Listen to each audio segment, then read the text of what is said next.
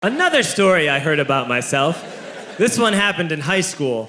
We had this teacher in high school whose kid went to our high school. His name was Mr. McNamara, and his son Jake McNamara went to our high school. He was a sophomore when I was a senior, so he was 2 years behind me. And Mr. McNamara was an asshole. And one weekend, he and his wife decided to leave town, which you should never do if you're an asshole.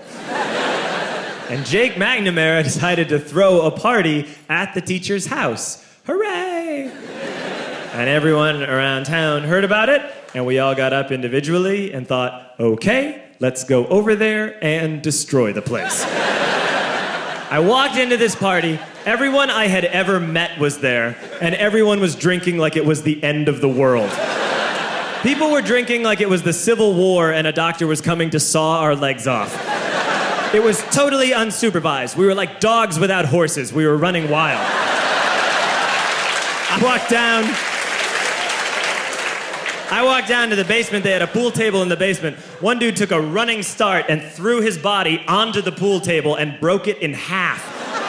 Another kid found out which room was Mr. McNamara's and went upstairs and took a shit on his computer.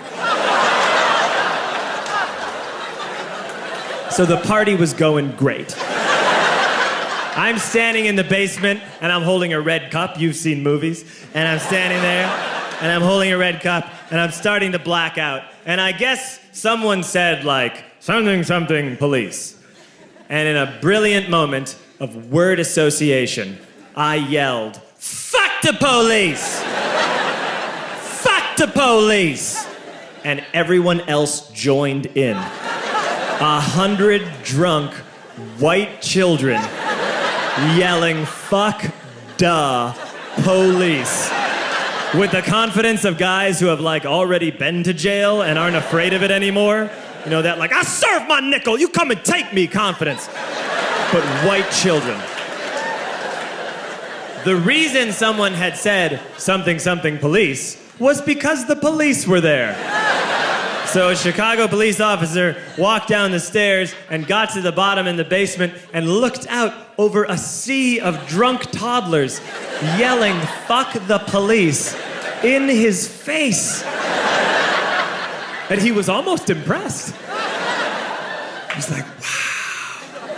And then he leaned into his walkie-talkie and went, get the paddy wagon.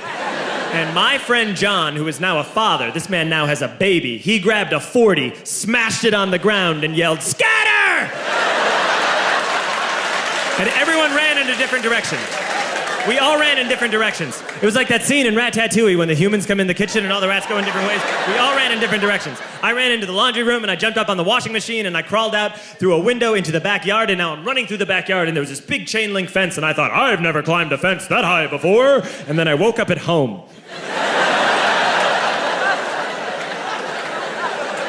On Monday, I went to school because that's what we did back then. And I'm walking into the school building, and who do I see but Jake McNamara? And he says to me, hey, were you at my party on Saturday? And I said, no. You know, like a liar. And he said things got really out of hand. Someone broke the pool table. Someone took a shit on my dad's computer. But the worst thing, he says, the worst thing is that someone stole these old antique photos of my grandmother, and my parents are freaking out about it. And I had that thought that only blackout drunks and Steve Urkel can have.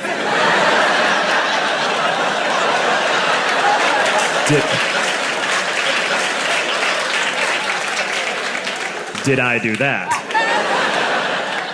I figured, no, I wouldn't have done that.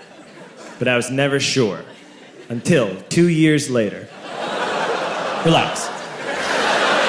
I'm playing video games with this kid named Alex that we also went to high school with. 2 years later, we've graduated by now. We're playing video games for a couple hours. And then Alex says to me, hey, come here, I want to show you something. And he takes me into his bedroom. And then he takes me into a side room off of his bedroom. Never a good thing to have. And he shows me a tiny room that is covered wall to wall in stolen antique photos from different people's parties over the years.